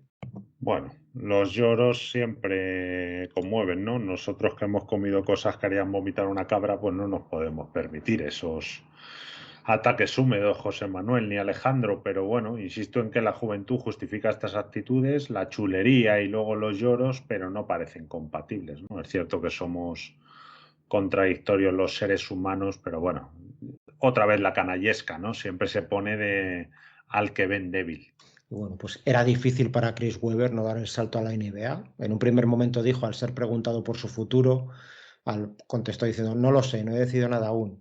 Sé que me gustaría regresar y finalmente ganar uno de estos campeonatos. Pero también sabía que muchos medios lo proyectaban como el número uno si se presentaba para ese draft del 93.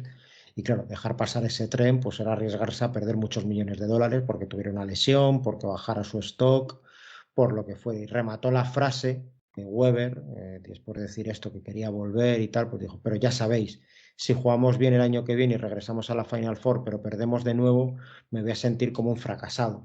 Si me voy, facilitaría las cosas para los otros chicos, tendrían la oportunidad de demostrar cómo pueden jugar. Pues bueno, hay un poco autojustificándose si al final se decidía saltarse en sus 2 últimos años en la universidad. Sí, bueno, lo segundo suena a excusa, ¿no? Aquí aplica lo de Dean Smith, el entrenador de North Carolina, que hacía con sus jugadores preparados, o sea, les animaba a dar el salto antes de tiempo, ¿no? Si no tienes nada que aprender, pues posiblemente sea contraproducente quedarte en la universidad. Weber tuvo sus oportunidades y ya no iba a ir a más. Parecía que lo que había hecho en la universidad era todo lo que tenía. Y el entrenador Fisher pues le dijo que se tomara su tiempo, pero que lo que decidiera estaría bien y que lo apoyaría. Y en el fondo ya sabía lo que iba a suceder. Claro, la posibilidad de ser todo un número uno del draft a los 20 años, y lo que decimos en aquella época que no era algo tan común, pues era un caramelo bastante difícil de rechazar. Habló con sus compañeros, también con otros jugadores que ya habían anunciado su salto a profesionales antes de cumplir el ciclo universitario, como Jamal Mashburn o a Fernie Hardaway. Y Penny parece que influyó bastante en su decisión al parecer, ya que le dijo algo así como que todo el rollo de quedarse y disfrutar de otro año más en la universidad, que era una tontería porque los 4 millones que podían pagarte ayudarían a mitigar ese dolor que se pudiera sentir por no poder seguir disfrutando del ambiente universitario. También habló con Jason Kidd e incluso con Shaq, el número 1 del curso anterior, y que también había dado el salto con 20 años, y todos, de una manera o de otra, le animaron a presentarse al draft. Javan Howard y Jalen Rose también salían arriba en las quinielas, pero no tan alto, y ellos sí decidieron esperar un año más para pasar a profesionales, aunque Michigan pues ya no iba a ser una de las favoritas para el título de 1994, con los seniors que habían acabado su ciclo, más la marcha de Weber, pues los Wolverines solo tenían 9 jugadores becados para el baloncesto, y el único freshman era Olivier Saint-Jean, el futuro Tariq Abdul-Wahab, un francés que tampoco es que despertara demasiadas expectativas por aquel entonces, aunque luego saldría bastante alto en el draft en su momento.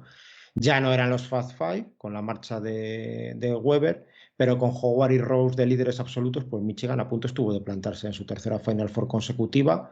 Llegaron hasta la final regional, donde cayeron ante el Arkansas de Corliss Williamson y Scotty Thurman, en un gran partido de Howard, que hizo 30 puntos y 13 rebotes, pero lamentable de Jalen Rose, que se quedó en un 5 de 19 en tiros de campo. Con Weber, por su parte, los pronósticos se cumplieron y los Orlando Magic, como decíamos antes, pues lo seleccionaron en la primera posición del draft del 93.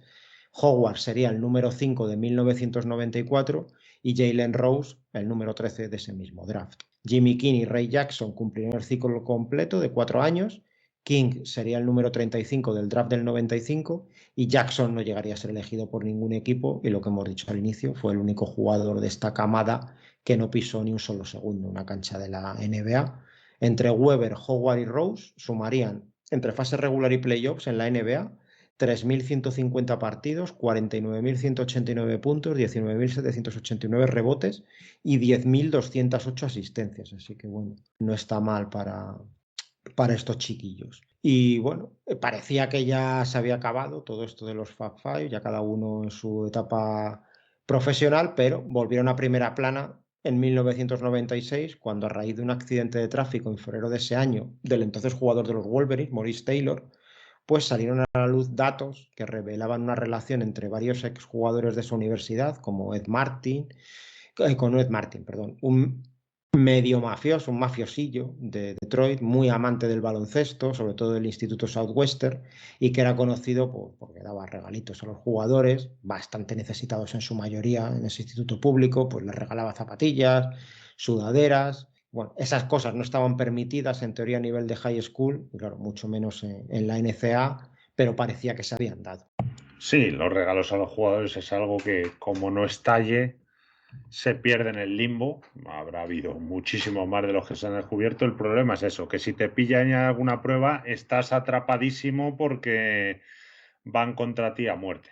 Pues todo esto fue creciendo, y en 1999 pues ya estaba montado el caso y fueron llamados a declarar ante el gran jurado pues bastantes antiguos alumnos de Michigan, entre ellos Jalen Rose, Chris Webber, Tractor Taylor, Maurice Taylor o Luis Bullock, el futuro jugador aquí en ACB, porque se sospechaba que Martin había repartido entre esos jugadores más de $600.000 a lo largo de los años. Webber en concreto fue acusado de recibir unos pagos de unos $280.000 en metálico, más algunos regalos durante esos 2 años que estuvo en Michigan, algo que él negó inicialmente ante el gran jurado y por lo que fue acusado posteriormente de mentir. Y bueno, aparte del tema de no poder dar dinero a los jugadores, aquí se sumaba que esos dólares que repartía Ed Martin entre esas futuras estrellas que jugaban en Michigan, pues había llegado a los bolsillos de este tipo a través de apuestas ilegales y otros asuntos turbios. Así que la Universidad de Michigan abrió una investigación interna sobre los hechos y acabó despidiendo a Steve Fisher en 1997 con la excusa de que no había cuidado suficiente de la pureza de sus chicos, sin quedar claro si sabía lo que pasaba y había hecho la vista gorda o simplemente no se enteraba de nada. En cualquier caso, pues hubiera sucedido una cosa o la otra, se consideraba por parte de la universidad una negligencia, esto por parte del entrenador, y por eso se le despedía del programa de los Wolverines. La Universidad de Michigan, además, fue sancionada por la NCAA por violar las reglas, no pudiendo participar en el torneo final de 2003, y se le retiraron logros como sus apariciones en las Final Four del 92 y 93 de las que hemos hablado antes, así como la consideración del American en 1993 a Chris Webber. Estas cosas que a veces se hacen que como lo borramos y ya nadie va a hablar de esto, como si no hubiera sucedido. Y bueno, pues Rose y Webber acabaron testificando en el juicio contra Martin porque ambos lo conocían desde su etapa en high school, antes de jugar en la universidad, y se quería saber qué tipo de relación habían tenido con él y cuánto dinero habían recibido. Rose reconoció que efectivamente le había dado dinero en pequeñas cantidades, pero sí de manera recurrente. Weber, por su parte, como hemos dicho, pues negó en un principio haber recibido nada de Martin, lo que era falso, y en 2002 fue acusado de 5 cargos, entre ellos el de obstrucción a la justicia y el de mentir al gran jurado en cuanto a su relación real con este mafioso. Y en el caso concreto de Weber, parece que Martin le dio todo ese dinero y esos regalos a cambio de que, si este era profesional en la NBA, pues le devolviera los favores de alguna manera cuando fuera millonario e influyente, se suponía. Y entre 2002 y 2003 se celebró el juicio en el que Weber, su padre y su tía fueron declarados no culpables finalmente de los cargos contra ellos, que, ojo, estaban penados con hasta 5 años de cárcel y $250.000 de multa. Weber siempre ha negado haber recibido nada de Martin que no fueran propinas de 25 o 50 dólares de vez en cuando. Y bueno, pues siempre quedará la duda, porque Ed Martin murió en febrero de 2003 mientras esperaba la sentencia de los cargos contra él, por lo que no sabemos si su versión de los hechos habría cambiado con los años. Esto, Alejandro, pues bueno, que no habrá habido, ¿no?, en las universidades americanas por ese tema de no poder cobrar nada, pues de qué manera, ¿no?, les habrán llegado a las estrellas de estos equipos durante toda la historia de la NCAA. Regalitos, sobres, ayudas a los padres a través de terceros, ¿no? Esto, pero aquí les pillaron. Sí, bueno, esto es como las concejalías de urbanismo de los ayuntamientos, ¿no? Pues si no se sabe más es porque no se ha mirado en más concejalías. Bueno, es un chascarrillo, sí, evidentemente. Tampoco hay que poner bajo sospecha a todo el mundo, pero sí que es cierto que, sobre todo en los equipos que más repercusión mediática han tenido, sobre todo en estos años, es más posible, ¿no? Porque donde más dinero se ha generado, más tentación hay, ¿no? Evidentemente. Y donde más presión puede haber incluso de los propios jugadores y de sus entornos en que haya cierto retorno de ese dinero que están ingresando mediante, pues, ingresos televisivos, mediante merchandising, mediante lo que comentaba antes de las propias entradas, aunque bueno, las entradas en comparación con lo demás es pecata minuta, pero bueno, puede haber un poquito más de presión. Pero sí, seguramente haya habido algún chanchullo más por ahí. Insisto, se estuvo demasiado tiempo, ¿no? Debate complicado, tampoco me quiero enzarzar mucho en ello, porque es para debatir largo y tendido, pero bueno, sí que es cierto que ambas partes yo creo que tienen razón, ¿no? Eran también jugadores que, bueno, estaban viendo mucho dinero a su alrededor y ellos sin ver un céntimo, pues eso también es muy goloso y les puede hacer caer también en la tentación de recibir lo que no a lo que tenían que haber dicho que no. Sí, sobre todo cuando estás necesitado, ¿no, Manuel? Que igual si vienes de una buena familia como Gran Hill en Duke, pues no hace falta que te den dinero, pero si estás ahí sufriendo para comer adecuadamente, siendo un deportista ya de élite y te ofrece alguien, pues toma, $200, unas zapatillas y Claro, mañana otra vez, por decir que no con 17, 18 años es complicado. y lo mismo ellos, pues estando en el campus, ahí sí tenían de todo, ¿no? Y no lo necesitaban, pero claro, lo mismo, oye, pues le doy $200 a mi madre, yo qué sé, a mi abuela, a mi primo, sí, sí, bueno, es una tentación que para esas edades, pues bueno, e insisto, vamos, que esto no es ni el primer caso y bueno, ahí ha habido temas que han llegado a expulsar jugadores de la NBA en la década de los 50 y bueno, Sí, luego se arrastraban. Acuérdate el caso, este fue el de Connie Hawkins, sí. que le acusaron solo a él, de que bueno, que el hombre dijo, pues si yo aquí no tengo, y no lo eligió nadie en el draft, se pusieron de acuerdo todas las franquicias que luego le tuvieron que indemnizar con un pastizal. Esto fue a finales de los 60, entonces bueno, que bueno, pues sí, Jerry Tarkanian, ¿no? Creo que también tuvo unos líos, ¿no? En Nevada, Las Vegas, de la leche, bueno. Sí, Ha es habido otro también con los reclutamientos y los regalitos para que vayas a la universidad de turno, eso ya es, por, daría para 10 horas estar aquí Claro, es que hablando. es que cuando estos debates han salido, bueno, me acuerdo que hace unos años cuando se modificó, ¿no?, todo el tema este de si podían recibir dinero, no se hablaba mucho de las becas, ¿no?, de deportistas de élite en general en Estados Unidos y más concretamente a estos jugadores, las becas que puede aspirar cualquier persona en el globo para ir como deportista de élite a una universidad de Estados Unidos, sobre todo de las públicas, que es donde más conozco los casos. O sea, son becas que a lo mejor pueden ser en torno a hoy en día, unos $30.000, que es dinero mucho más de lo que te pueden dar en una universidad pública española, que a lo mejor te puede ser 6 o 7.000 euros, pero hay que tener en cuenta que gran parte de ese dinero es para la propia matrícula anual, que en una universidad pública ronda ese dinero, tu comida, alojamiento, es decir, es mucho dinero, pero te da para lo que comentáis, que en casos de familias acomodadas como Gran Hill pueden tener menos tentación. Gran Hill, porque bueno, lo habéis nombrado y es un caso evidente, ¿no? Que venía de una buena familia acomodada, pero casos de gente que sale casi literalmente de guetos de sus ciudades, que son, no sé, casi el único sustento, bueno, es muy complicado y había mucha gente que se aprovechaba de esos casos. Entonces, insisto, que la gente tampoco entienda a estos jugadores, sobre todo en esos años, que fuesen con becas de deportistas de élite ya del high school, como gente que les sobraba el dinero y que podían haber vivido bien. Eran becas importantes que cubrían el 100% de muchos de los gastos, pero que no te daba para un sándwich de más y casi no te llegaba. Y nada, pues vamos con el legado de estos, de los Fab Five. Pues lo que ha trascendido después de tantos años en relación con este grupo ha ido mucho más allá del baloncesto, ¿no? Podemos empezar con el tema de la moda, que influyó y mucho en el inicio de la popularidad de esta camada del 91 de Michigan, marcados por ese estilo hip hopero de principios de los 90, pues convencieron al entrenador y a los que mandaban en la universidad, que no fue fácil, para jugar con ropa más ancha, con pantalones más largos. El entrenador Fisher era el que tenía la última palabra y no puso pegas. Hay declaraciones suyas que dicen, si estaban cómodos así, a mí me parecía bien. Y claro, esa marca que dejaron a nivel de moda callejera también ha ayudado, yo creo, a la leyenda de este grupo, más allá de la calidad baloncestística de sus miembros, que ya hemos visto que fue bastante alta. Sí, bueno, nosotros somos de Stockton, José Manuel, pantaloncito ajustado al tercio del muslo, marcando lo que haya que marcar y clásicos, pero bueno, eso se ha quedado en el olvido, nuestra moda. Sí, pero hay que reconocer, yo por lo menos, que yo jugué con pantalones hasta la rodilla, No me digas esto. calcetín negro y zapatillas negras. Madre mía. Los 13, claro, lo que decíamos, los chiquillos, con 13 años, 12, pues eres... Pero ahora en casa vas como los ochenteros. Yo en casa ahora voy con calcetines Sí, hasta la rodilla y pantalón corto. eso sí, pero ahí me faltó personalidad y me dejé influir. Ah, vale. Tú, Te perdono. Alejandro, también caíste en los pantalones horrorosos, largos y calcetín negro y zapatilla negra. En la estética de Rapital sí tuve unos cuantos años que sí.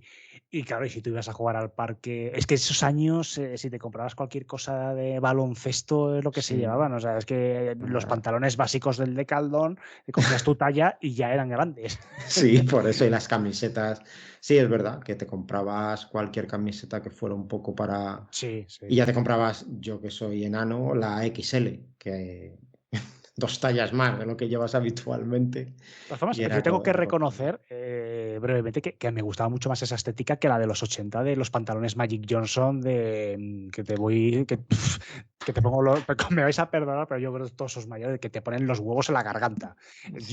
A mí esa moda no me gustaba. Pero cómo no te va a gustar, Alejandro, que así es como hay que ir agarradito y enseñando. Y a lo el buitragueño, joder, hay que llevarla atada a la cintura para que no se salga.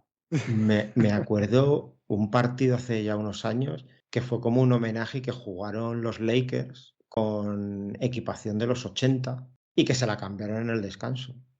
Me acaba de venir a la mente y claro que dijeron que lo encontraban imposible jugar con los pantalones y las camisetas así. O sea, era como 10 años o si no estoy equivocado yo creo que fueron los Lakers que en algún partido de estos de revival ochentero y dijeron al descanso, mira, vamos a olvidarnos de esto porque es imposible, o lo veían imposible el jugar así que bueno. Pero el caso es que muchas cosas cambiaron con estos chicos y que eran populares, lo deja claro el hecho de que sus 2 finales de la NCAA, jugadas en 1992 y 1993, siguen siendo, por lo menos hasta este año, el segundo y tercer partido de baloncesto colegial más vistos de la historia y solo superados por la mítica final entre Indiana State cuando jugaba Larry Bird y Michigan State de Magic en 1979. Y bueno, los Wolverines no ganaron ninguna de esas 2 finales, del 92 ni la del 93, pero cuando se piensa en el equipo de baloncesto de la Universidad de Michigan, a casi todos lo que se nos viene a la mente son... El primer equipo es esto, ¿no? Estos chicos ahí con las camisetas amarillas, pantalones largos, calcetines, zapatillas negras, y yo creo que son bastante más recordados que el equipo que sí ganó el título de 1989 liderado por Glenn Rice, que fue luego todo un estrellón en la NBA. Y eso que, por todo lo que hemos contado al final, el periodo realmente de los Fab Five en Michigan es considerado por muchos allí casi como una mancha en la historia de la universidad. La NCAA, ya hemos comentado, eliminó de los registros esos logros en los torneos finales por culpa de esos regalitos que recibieron Weber y otros. Curioso, ¿no? Que la NCAA quisiera hacer como que esos partidos de los más vistos de la historia pues no hubieran existido. La propia universidad incluso retiró las banderolas que colgaban recordando el hito de llegar a esas finales en el pabellón de la universidad, y su presidenta de aquella época, una señora llamada Mary Sue Coleman, pues llegó a decir en 2002 que no había excusa y que el escándalo de los Fab Five era una gran vergüenza para la escuela. Bueno, yo eso de eliminar los registros no lo acabo de ver, ¿no? Yo creo que hay que mantenerlos y explicar en la nota a pie de página, pues, qué se hizo mal y por qué lo deportivo está manchado. Pero claro, quitas eso de la ecuación, ¿no? No sé, es como si se olvidase, ¿no? O sea, que si quisieran que se olvidase, pero no es así. Yo creo que la historia, pues para bien o para mal, es para recordarla, ¿no? Lo que pasó fue lo que pasó y si hicieron trampas o si realmente... No sé hasta qué punto, ¿no? Esto afectó a lo deportivo, porque parece que esto que estás contando no afectó tanto al reclutamiento, sino un poquito después, ¿no? Sí, es una cosa un poco, Claro, bueno, como que hay unas pero bueno. reglas, las incumples, pues te sancionamos, da igual para lo que hubieran servido o no. Pero vamos, que las sanciones fueron importantes, se les dieron por perdidos 112 partidos, mientras los 4 jugadores finalmente considerados culpables de los cargos imputados estuvieron en Michigan, que fueron Tractor Traylor, Chris Webber, Maurice Taylor y Louis Bullock, y se eliminaban, por tanto, las 2 Final Fours del 92 y 93 y las temporadas completas desde la 95-96 a la 98-99. Se eliminó también, se obligó a eliminar cualquier banderola referente a campeonatos de conferencia o similar o cualquier mención a los partidos ganados en ese periodo en la Universidad de Michigan, y también se les sancionó obligándoles a devolver a la NCAA unos $450.000 recibidos por las participaciones en los torneos finales del 92 y del 93.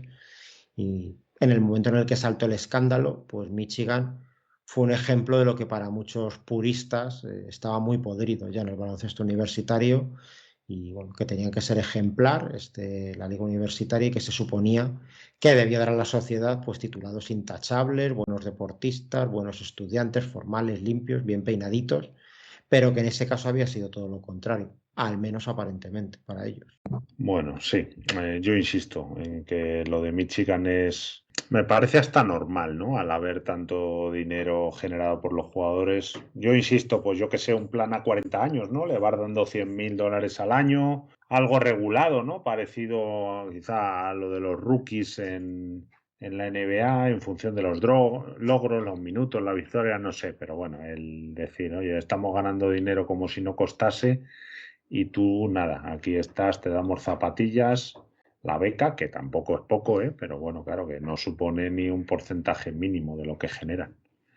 Y claro, es que se vio eso. A Michigan pues se le acusó a nivel de prensa y de esto, de los defensores de la pureza del baloncesto, pues se les acusó de reclutamiento agresivo de los mejores jugadores de high school con la única idea de ganar campeonatos, no de pensar en su formación, y que les daba igual que fueran a abandonar pronto la NCAA para pasar a profesionales, que habían promovido una mala imagen en la liga por la actitud esta chulesca y las pintas de esos jugadores, que además pues habían roto las reglas cobrando dinero mientras jugaban, así que todo mal en Michigan en esa época, y todo mal los Fab Five. Ahora podemos decir que cada programa de alto nivel de la NCAA hace las cosas más o menos como las hizo Michigan hace 30 años. Así, con los mejores freshmen se da por supuesto que solo van a estar un año en la universidad y que va a ser un mero trámite antes de ir a la NBA. Eso si no se van al Ignite o alguna cosa de estas, que van saliendo cada año distintas y ni siquiera van a la universidad. Y lo sorprendente sería enterarse de que alguno de ellos pues, no ha recibido dinero o regalos en el proceso de decantarse por un centro u otro. En retrospectiva, pues los Fab Five no han sido, de hecho, ni delincuentes ni malos ejemplos en su vida adulta, ninguno de ellos, sino más bien todo lo contrario. Rose, lo que hemos dicho antes, ha dado un montonazo de dinero a obras sociales, ha fundado un instituto cerca de su lugar de nacimiento, y luego es un comentarista que podrá gustar o no, pero que tiene cierto prestigio en la televisión y que está bastante bien pagado, como también hemos comentado. Weber no lo ha hecho tan bien como analista, pero se ha ido ganando una muy buena imagen tras su retirada. Siempre es un tío que va súper elegante, que parece que no pasan los años por él. Tiene 50 años y parece que tiene 30. No ha dado ningún tipo de noticia negativa, más allá de todo este rollo de aceptar dinero cuando tenía 18 años. Y Howard posiblemente acabará siendo entrenador de la NBA más pronto que tarde, y desde 2019 es el entrenador, de hecho, de la propia Universidad de Michigan, que ya la relación de Howard con Michigan, vamos, lo de la ayuda que le dieron tras el fallecimiento de su abuela, pues vamos, ha generado ahí un enlace que va a ser eterno. Howard había sido 6 años asistente de Spoelstra en los Miami Heat y ahora pues lleva 4 temporadas ahí en los Wolverines. Sí, repito, tan jóvenes, viendo el pastel de cerca, era difícil no pecar, pero lo que tú has comentado, ¿no? Estos tíos parecen bastante, vamos, habrán tenido sus líos, pero vamos, que no han sido unos delincuentes ni mucho menos y parece que se han comportado bastante bien. Sí, tíos bastante serios con negocios bastante productivos y la cabeza muy bien amueblada. Bueno, parece un poco absurdo que la NCAA quisiera eso, que se eliminara y se olvidara esta etapa de los Fab Five de Michigan, cuando no dejan de ser un buen ejemplo incluso para la sociedad, ahora que rondan todos los 50 años y viendo la posición en la que está, porque ha habido otros escándalos a nivel universitario, yo creo, bastante más graves, que dejan lo que pasó en Michigan como travesuras de críos, que es realmente lo que fueron. Si te viene allí un señor con un abrigo gordo saliendo de un Cadillac y te da $100, pues los coges. Y a ver, el que no lo hiciera, pues yo querría verle en esa situación con el background de estos jugadores. Y vamos, por eso nosotros de los Fab Five, o al menos yo me quedo con el juego, con la actitud, con ese aire fresco que trajeron a la liga universitaria, al baloncesto en general, y que es por lo que realmente se debería hablar de ellos cuando han transcurrido ya pues, más de 30 años. Queda un poquito de vértigo pensando eso, en las edades de nuestras, sobre todo Manuel, pero ya han pasado 30 años de su paso por la NCAA y sigue siendo, bueno, un tema que a mí me parece bastante moderno, ¿no? La imagen, todo lo que había ahí y que por eso se sigue hablando de ellos. Correcto. Alejandro, que hace así de resumen final de todo lo que hemos comentado de los Fab Five. Bueno, pues para los poquitos años que son objetivamente, ¿no? Los que duró el equipo, como todos los equipos universitarios, ¿no? Evidentemente en esta época un poquito más,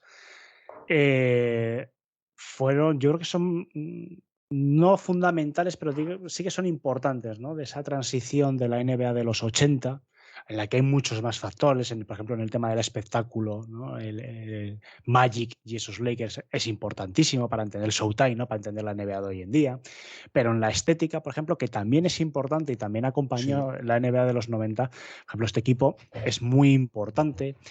El tema este de esos pagos, regalos bajo cuerda, toda esta polémica también es importante porque a partir de ahí y fue increciendo, empezó un debate en Estados Unidos, ¿no? Acerca de si los jugadores universitarios tenían que cobrar o no tenían que cobrar, a dónde iba el dinero que ganaban las universidades gracias a esos mismos jugadores. Es decir, yo creo que es un equipo bastante importante, más allá después lo que consiguiesen todos ellos de forma individual en la NBA o en las ligas en las ligas profesionales, porque ya hemos visto, ¿no? Que hay un jugador que no fue a la NBA.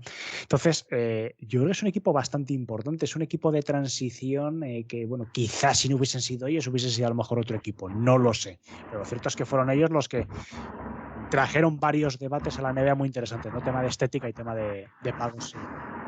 Ese debate. ¿Y tú, Manuel? Sí, yo básicamente estos tíos lo que hicieron tiene mérito.